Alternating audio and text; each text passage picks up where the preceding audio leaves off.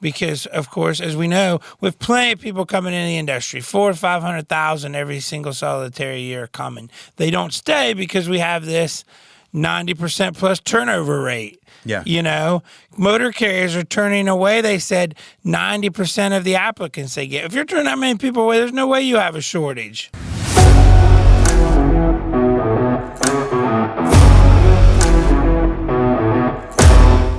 Thanks, Mark. We recently told you about a debate that took place during the Future of Freight Festival in Chattanooga, Tennessee.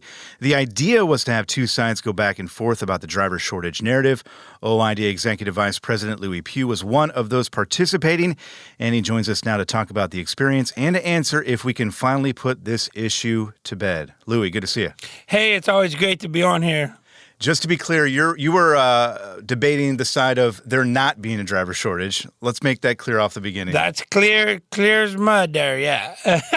Yeah, very clear. Crystal clear. We were 100% no driver shortage. Less crystal clear was this, and I'm going to put this in air quotes, debate, which we're going to talk about. But I kind of want to talk to you about your experience with this. You went toe-to-toe, as it were, with John Larkin of Clarendon Capital. Kudos to John for taking part in this. Not an easy task.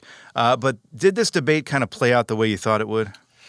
Yeah, it did, and yeah, I would say kudos to John. John was a very good man, and it was very nice to meet him. We had a couple good conversations there. He's a smart gentleman, really gets trucking, and I think he unfortunately got put into a bad spot, into a bad fight, because the people that were supposed to come debate me, the American Trucking Association, they chickened out or didn't show up. Right. So Yep. John got to put on the gloves and the trunks and come from that corner. Yeah. So, well, and I mean, there weren't too many blows exchanged, if we're going to continue that fighting metaphor there, because John, I mean, right off the bat, basically said that there is not a driver shortage right now. So right off the bat, his kind of stance was a little bit difficult to make. But your points, and you talked about the points in great detail throughout the debate. But the main point that you were trying to drive home here is that there is no driver shortage. This narrative has no teeth. And it sounds like from the reaction there in the auditorium, most people tended to agree with you, right? yeah, I think in the beginning they asked, there was 4 people that thought there was, and at the end there was still 2. Yeah. And I'd have loved to ask them too what they thought it actually was or why, because I'm wondering if they're a motor carrier or somebody who hires experienced people, because I think there's a fair argument that we probably have a shortage of experienced drivers. Because, of course, as we know, with plenty of people coming in the industry, 400,000 to 500,000 every single solitary year coming. They don't stay because we have this 90% plus turnover rate. Yeah. You know, motor carriers are turning away. They said 90% of the applicants they get. If you're turning that many people away, there's no way you have a shortage. Right.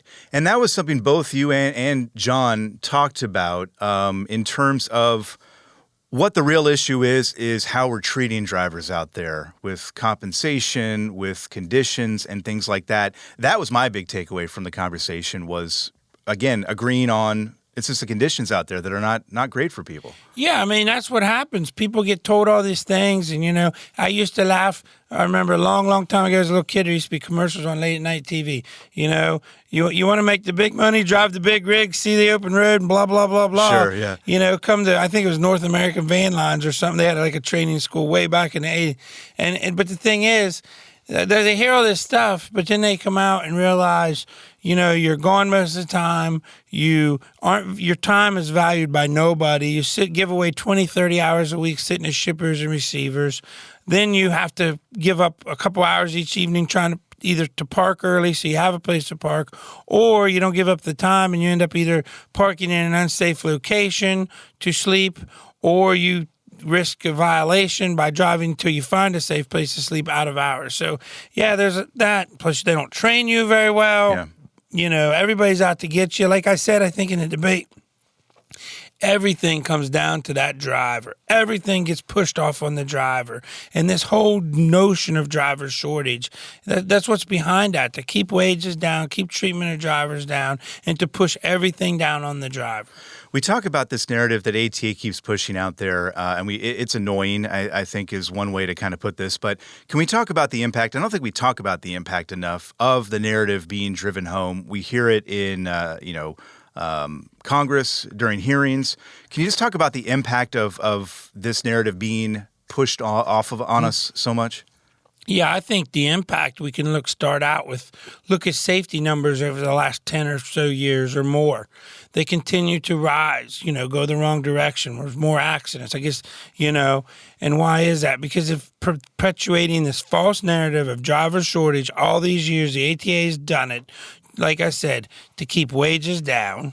I mean, first and foremost, because, again, this is an industry where the guy who will do it the cheapest usually wins. So to do it the cheapest, you don't want to have to pay your labor any more than what you have to.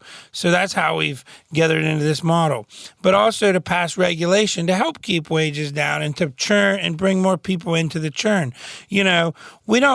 They don't want to force training. I mean, there's the first and foremost line of attack on safety is train people how to drive the trucks.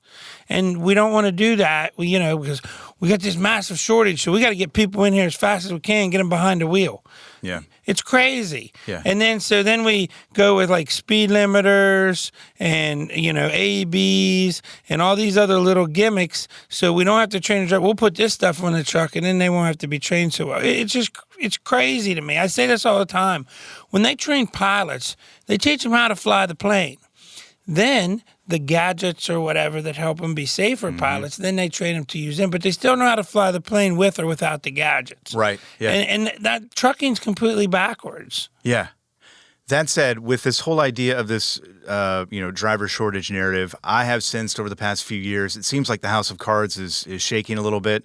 Do you sense that we're getting closer maybe to this narrative kind of being killed once and for all? I feel like we're getting to the point where the only people who still believe there's a driver shortage is the people at the Anti-Trucking Association. I'm pretty sure they still think it, and that's because they live in some kind of dreamland and think they represent truckers too, and we really know who they represent. Yep. There you go. Well, if there's another debate, we'll cover it, but maybe we won't have another one because maybe this is the end of it right here. But Lewie, we appreciate your time as always, and we'll talk to you again soon. Thanks for having me, and thank you, drivers, for what you do. Be safe. Amen. That was Lewie Pugh of OOIDA. Mark, back to you.